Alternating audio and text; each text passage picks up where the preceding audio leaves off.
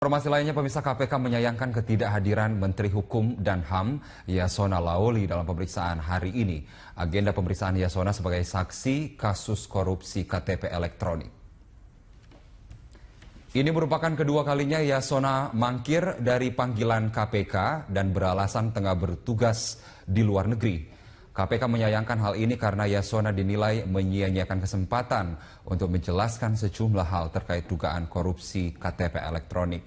KPK juga masih mempertimbangkan untuk memanggil ulang Yasona, mengingat pihaknya akan segera melimpahkan berkas perkara ke kejaksaan. Yang bersangkutan hari ini tidak hadir, jadi ini adalah panggilan yang kedua yang kami sampaikan kepada yang bersangkutan. Sebelumnya juga tidak hadir karena pada saat itu dikatakan panggilan baru sampai H-1. Sekarang juga tidak hadir dan penyidik sudah dihubungi terkait dengan ketidakhadiran tersebut. Memang kami menyayangkan ketidakhadiran saksi tentu saja, tapi KPK tentu tidak perlu berpendapat terkait dengan ketidakhadiran tersebut. Kepentingan KPK dalam hal ini penyidik adalah agar para saksi datang dan kemudian bisa memberikan keterangan dan juga klarifikasi terkait dengan informasi-informasi tertentu. Jadi bisa dilihat kebutuhan KPK di sini untuk mendapatkan informasi. Di sisi lain sebenarnya juga ada ruang bagi para saksi untuk memberikan informasi dan klarifikasi terkait dengan informasi-informasi yang sebelumnya didapatkan oleh KPK atau yang sebelumnya beredar di publik, terutama indikasi dan informasi terkait dengan aliran dana pada sejumlah pihak, termasuk anggota DPR RI pada. Selamat malam pemirsa. Presiden Joko Widodo menanggapi status Presiden ke-6 Susilo Bambang Yudhoyono dalam Twitter yang merasa pemerintah membiarkan terjadinya demonstrasi di depan rumah kediaman SBY pada Senin lalu. Dalam kunjungan kerjanya ke Ambon, Maluku, Presiden juga berharap masyarakat bisa menjaga ketertiban pada saat hari tenang jelang Pilkada 2017. Yang yang saya bertanya kepada Presiden dan Kapolri.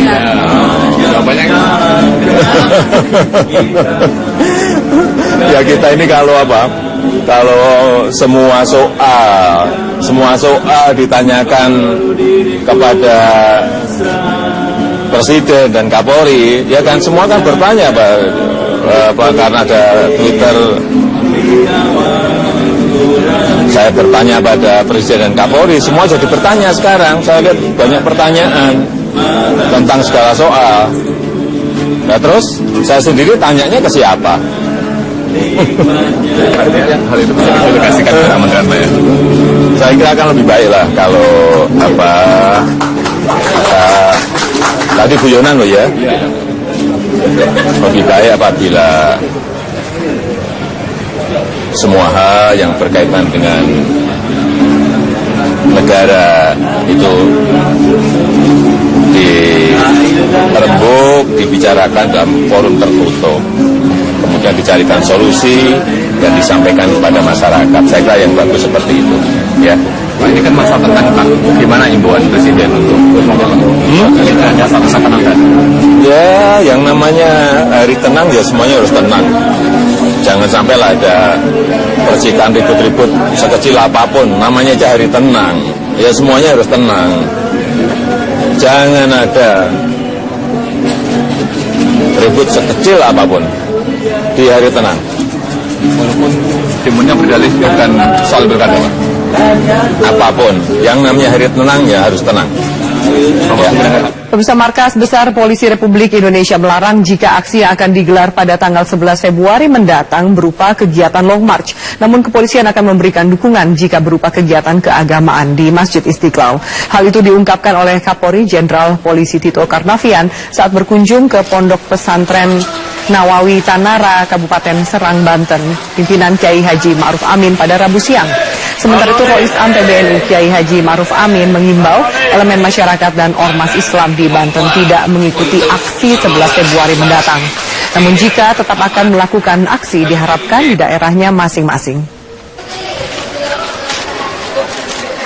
Karena sudah ada larangan dari KPU, dari Bawaslu, Polda Metro Jaya dan Pangdam Jaya.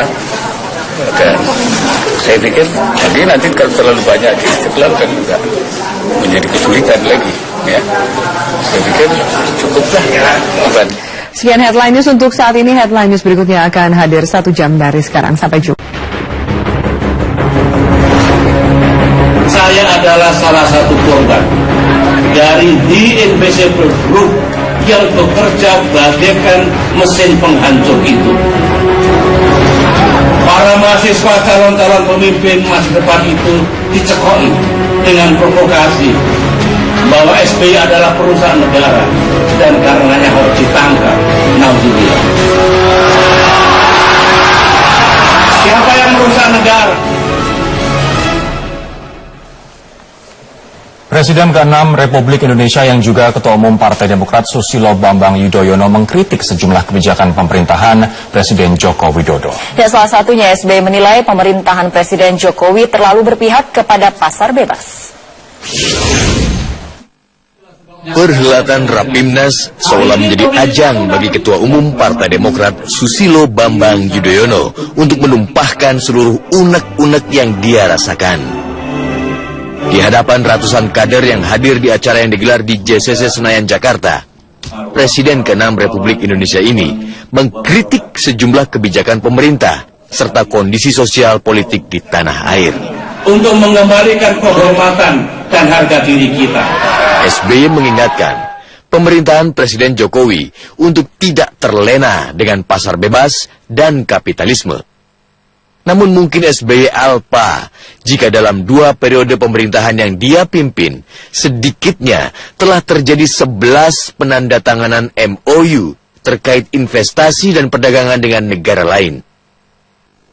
Di antaranya dengan negara Amerika Serikat, China, Jepang, dan Uni Eropa. Selamat pagi.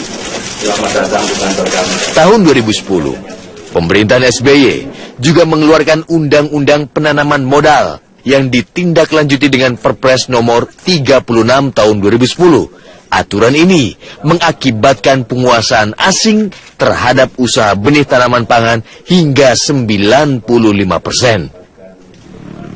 Di sektor lain, seperti air minum dan infrastruktur, 95% juga dalam penguasaan asing. Untuk sektor industri, farmasi, dan asuransi, kekuasaan asing juga lebih dari 75%. Yang paling ironis untuk sektor perbankan serta perikanan dan kelautan, cengkraman asing mencapai 99%. Sejumlah isu menjadi sorotan SBY dalam Rapimnas. Namun tentu saja SBY tak boleh lupa andil Partai Demokrat atas karut-marut yang terjadi saat ini juga tak lepas dari 10 tahun kepemimpinan SBY. Di akhir pidatonya, SBY berkeluh kesah soal tudingan yang menyebut dirinya sebagai orang yang berada di balik rencana pemboman Istana Merdeka. Tentu saja, pernyataan SBY ini justru memunculkan kekagetan. Soalnya, boleh jadi publik baru mendengar jika ada rencana pemboman Istana Merdeka. Yang lebih keterlaluan lagi, tiba-tiba sebuah pemberitaan di media sosial dan diviralkan kemana-mana. Menurut saya, berada di belakang rencana pemboman Istana Merdeka. Atas pidato SBY ini, Ketua PDI Perjuangan Andreas Hugo Pereira menanggapi dengan enteng. Ya sebagai pemimpin tentu pesan-pesan politik, kalau menyampaikan pesan-pesan politik itu lebih jelas pada arah dan sasaran sehingga tidak menjadi kebingungan dalam masyarakat. Memberikan kritik bagi pemerintah adalah sebuah cara agar pemerintahan berjalan dengan semestinya. Namun kritik oleh seseorang yang mestinya menjadi negarawan tentu pula dengan cara yang bijak. Tim Liputan Metro TV. Ungkapan Ketua Umum Partai Demokrat Susilo Bambang Yudhoyono yang menyatakan dirinya sasaran kekuatan tak kentara di media sosial bisa menimbulkan polemik. Partai pendukung pemerintah PDI Perjuangan menyatakan pemerintah hanya mengurus nawacita, bukan menarget pihak tertentu.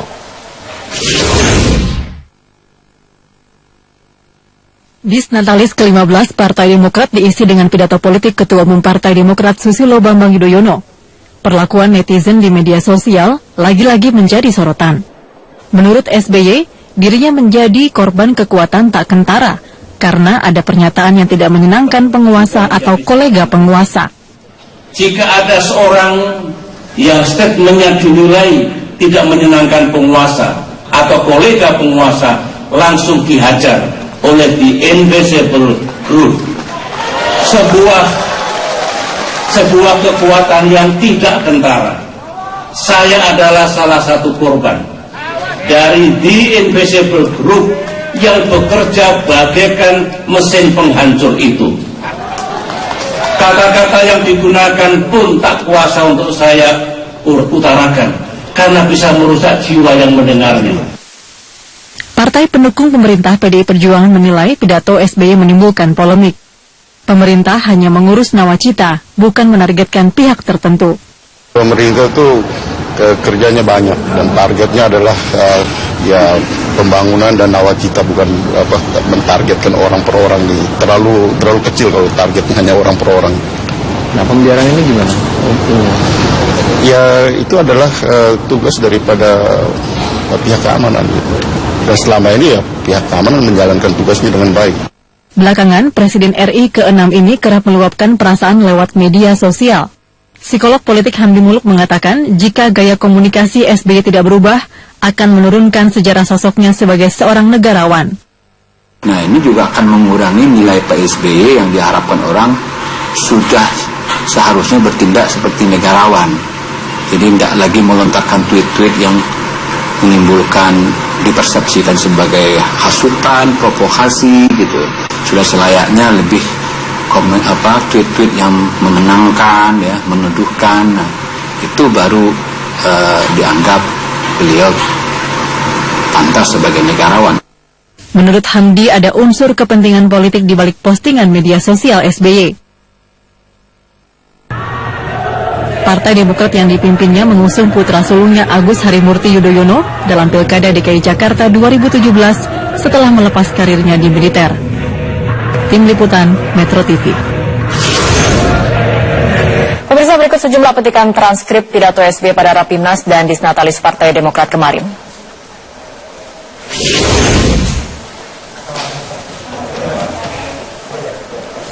Salah satunya adalah negara tidak boleh terlena dengan pasar bebas dan kapitalisme.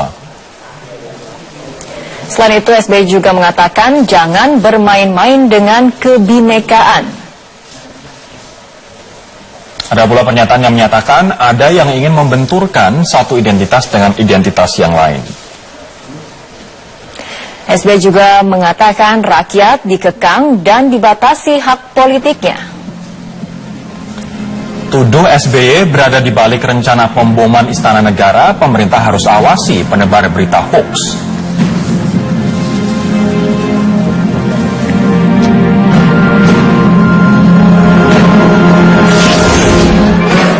Setelah heboh dengan cuitannya di ranah media sosial, mantan Presiden Susilo Bambang Yudhoyono kembali menulis cuitan di status Twitternya. Nah, cuitan kali ini ditujukan untuk mahasiswa dan pemimpin masa depan. Dalam akun Twitter resminya, mantan Presiden RI Susilo Bambang Yudhoyono hari ini memberikan pernyataan yang ditujukan untuk mahasiswa dan calon pemimpin masa depan, bahwa setiap pemerintah selalu ada kelebihan dan kekurangan. Tak ada pemerintah yang semuanya hebat, namun tak ada juga pemerintah yang semuanya gagal. Dalam akunnya hari ini juga, SBY memperingatkan untuk berhati-hati terhadap tindakan cuci otak demi masa depan mahasiswa. Hal tersebut ditanggapi beragam oleh para netizen. Dari dukungan terhadap pernyataan SBY tersebut, hingga yang mendoakan agar SBY selalu dilindungi dan sehat selalu. Berikut kita akan konfirmasikan makna dari pernyataan Ketua Umum Partai Demokrat yang juga Presiden ke-6 Republik Indonesia Susilo Bambang Yudhoyono. Dan sudah hadir juru bicara sekaligus Wakil Ketua Umum Partai Demokrat Roy Suryo. Mas Roy, selamat sore. Selamat sore. Saya ingin memulai terkait dengan pernyataan Pak SBY yang mengatakan bahwa pemerintahan saat ini terlalu kapitalis dan bahkan neolib. Apa sebenarnya yang menjadi pertimbangan statement itu keluar dari Pak SBY? Jadi Indonesia itu kan bagaimanapun juga negara sedang berkembang. ya. Kita juga pertumbuhan ekonominya belum baik-baik amat, ya, bahkan menurun beberapa tahun terakhir. Yang beliau inginkan adalah jangan terlalu banyak subsidi itu kemudian dipotong dulu. Tujuannya baik, ya, menghilangkan subsidi itu oke. Tapi kalau kemudian ekonomi itu diserahkan kepada pasar, ya, bisa terjadi adalah nanti gejolak itu cepat sekali. Ini benar, ekonomi yang diserahkan ke pasar, ya. Contohnya adalah apa? Harga kebutuhan pokok. Harga kebutuhan pokok, misalnya sampai dengan hari ini, misalnya kontrol terhadap bahan pangan, ya, itu kan kita lihat Lombok juga masih sangat tinggi. Kemudian bahan bakar, ya, meskipun bahan bakar premium itu masih tetap disubsidi, tapi kita juga tahu bahwa premium itu relatif lebih sulit dicari dibandingkan dengan Pertalite yang setiap waktu harganya bisa naik. Kemudian listrik. Ya, kita juga tahu bahwa listrik itu subsidi untuk pelanggan listrik yang 900 volt ampere atau 900 watt itu kemudian dikurangi. Tujuan baik, tapi maksud Pak SBY itu juga begini.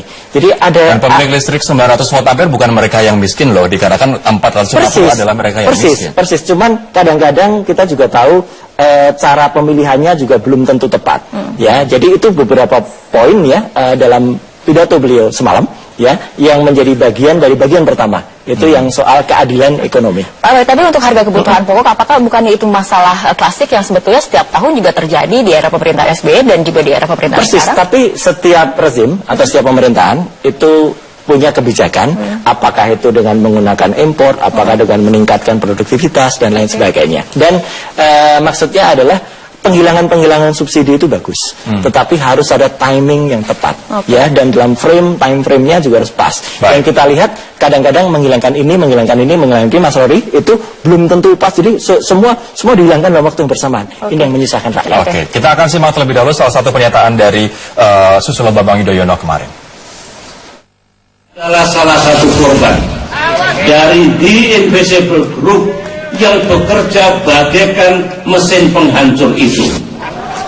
Ini lain lagi, bukan soal ekonomi, tapi soal The Invisible Group yang diduga menyerang Pak SBY melalui sosial media. Siapa sebenarnya yang dimaksud dengan The Invisible Group? Justru itulah, beliau itu dengan sangat halus, ya, menyampaikan dengan bahasa Invisible Group atau Invisible Hand. Dengan cara halus, artinya apakah kemudian beliau mengetahui siapa sebetulnya aktor Invisible Group menurut versi dari SBY? Saya kira Mbak Fitriana nggak perlu mempertanyakan input yang masuk ke beliau, ya. Beliau itu 10 tahun mengayomi Republik ini, banyak sekali masukan ke beliau. Contohnya adalah misalnya ketika sebelum aksi 4/11 beberapa waktu yang lalu, beliau dengan tepat menyebutkan ada kemungkinan intelligent failure, dan kenyataannya failure betul. Kita nanti akan dalami soal intelligent failure yang dimaksud tadi. Kami akan kembali usai kumandang azan maghrib. Mengeluhkan begitu, dituding ingin mengebom istana dan juga dibalik aksi makar serta aksi 212. Tapi saya pernah mewawancari Pak Johan beberapa hari yang lalu, Johan Budi SP, yang mengatakan bahwa di istana sendiri tidak pernah ada informasi baik informal maupun formal, langsung ataupun tidak langsung, yang di situ merujuk pada SBY dibalik rencana-rencana ini. Jangan-jangan dasarnya adalah dasar di media sosial yang itu adalah belum tentu benar, hoax, jangan-jangan, Mas. Begini, ya, media sosial itu tidak bisa memang dijadikan dasar, tapi sebagai sebuah informasi yang berkembang di masyarakat dan kemudian masyarakat juga sebagian percaya, itu juga bisa jadi, ya. Tuduhan Pak SBY ingin mengebom istana yang kemudian dikait-kaitkan dengan panci waktu itu, ya, itu kan memang beredar keras. Ini berarti Pak SBY mengeluhnya ke media sosial bukan ke istana. Iya, makanya sebenarnya istana juga tidak perlu terlalu, maaf ya bahasa sekarang, baper gitu, ya, gitu untuk itu. Karena ada yang itu ditujukan kepada istana. Mas justru melihat ada istana yang baper ini? Ya, ya, kadang-kadang kan daripada menuduh Pak SBY baper kan, kalau saya kan harus membela sesuatu kan, gitu. Iya, jadi menurut saya tidak usah saling tuduh, ya. Beliau hanya menyampaikan informasi yang berkembang di masyarakat. Dan berdasarkan dari media sosial seperti itu? Salah satunya, tapi bukan media sosial sebagai yang utama. Di mana intelligence failure-nya kalau itu adalah dari media sosial? Intelligence failure-nya di mana? Makanya, kalau intelligence failure itu yang ketika demo aksi damai 4/11 waktu itu, kemudian ternyata antisipasinya kurang. Dan beliau menyampaikan bahwa ini harus hati-hati karena informasi semacam itu yang kemudian salah, sehingga kemudian terlalu berlebihan tuduhan beliau ada di balik makar. Itu kan, Mas Roy, jika respon dari SBY adalah berdasarkan salah satunya dari media sosial, tidakkah ini menjadi timbulnya polemik yang lebih gaduh lagi seperti itu? Makanya beliau hanya menyampaikan ada informasi, ya, dan informasi itu tidak perlu kemudian harus disikapi. Sekali lagi, ya, Mbak, yang beliau sampaikan itu tentu itu hanya satu bagian, tapi bagian yang lebih besar itu beliau masih memiliki informasi yang sangat firm, ya informasi A1 yang disampaikan kalau misalnya mau begini itu clear. Pernahkah informasi A1 adalah komunikasi langsung dengan Presiden Jokowi ataupun dalam pemerintahan? Saya kira kalau mengkonfirmasi itu beliau juga sudah sampaikan. Ingat kan waktu Pak SBY menemui Pak Wiranto, menemui juga Pak Yusuf Kalla, itu kan untuk juga mengkonfirmasi beberapa hal, ya, dan beberapa hal saya kira yang tahu beliau berdua, ya, meskipun kadang-kadang beliau sampaikan isinya. Tapi kan artinya begini, kalau sampai kemudian ada tuduhan semacam itu, ya, kepada beliau itu di balik makar, ini kita ingat kayak film ADC 2 itu, tuduhan jam jahat. Gitu. Kita masih punya waktu tidak ya teman-teman, untuk memutarkan satu pernyataan lagi? Ya. Oke, kita akan simak salah satu pernyataan Pak SBY yang lain berikut ini.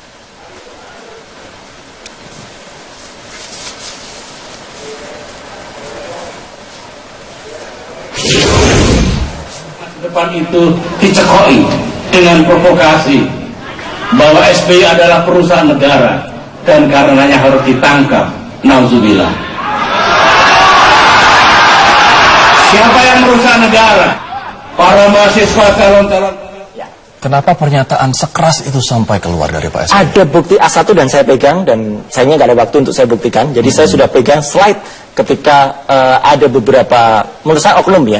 Kita tidak bisa menuduh sahabat-sahabat saya juga yang sempat datang ke sana, ya, ada komisaris ada aktivis ya, yang kemudian mereka menunggangi forum yang sebenarnya sangat bagus. Ada adik ini kan pemilih hari depan bangsa itu istilah media ini. Ya. Anda punya bukti bahwa forum itu betul-betul ditunggangi oleh pihak-pihak tertentu? Ya, karena ada slide-nya dan ada orang-orang yang bicara SBY dan tuduhannya itu jelas banget di slide SBY perusak Bhinneka Tunggal Ika Indonesia. Dan itu yang mau memprovokasi, mengagitasi mahasiswa akhirnya dibawa ke rumah Pak SBY, rumah pribadi. Dan mahasiswa di situ bingung, loh kok dibawa ke rumah Pak SBY? Baik. Mas Roy, terima kasih atas waktunya. Terima kasih waktunya juga. Ya. Kami akan kembali pemirsa dengan topik yang lain, salah satu